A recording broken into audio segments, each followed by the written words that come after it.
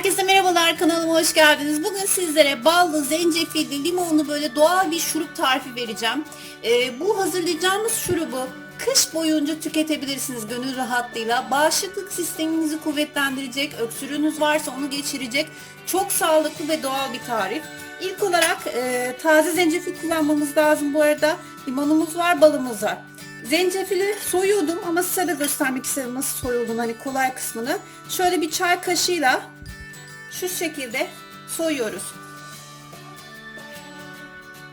Zencefilleri iyice soydum. Sonra yıkadım. Şimdi ince çubuklar halinde keseceğiz zencefilimizi.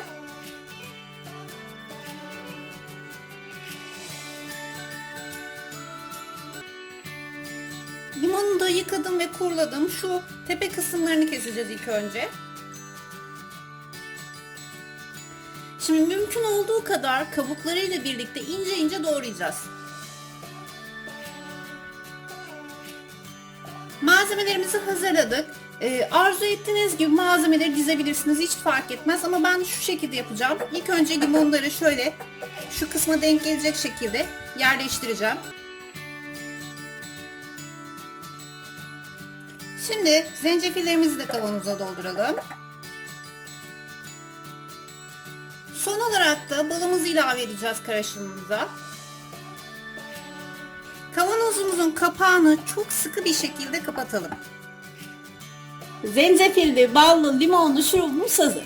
Şimdi bu kavanozu buzdolabına kaldırıyoruz ve 2 gün boyunca bekletiyoruz. 2 günün sonunda kullanmaya başlayabiliriz. Nasıl kullanabiliriz? İsterseniz bir fincan sıcak suyun içerisine 1 yemek kaşığı koyup karıştırarak çay halinde tüketebilirsiniz. İsterseniz de sabahları aç karnına, eğer siz tüketecekseniz 1 tatlı kaşığı, çocuğunuza verecekseniz de 1 çay kaşığı kadar verip içebilirsiniz.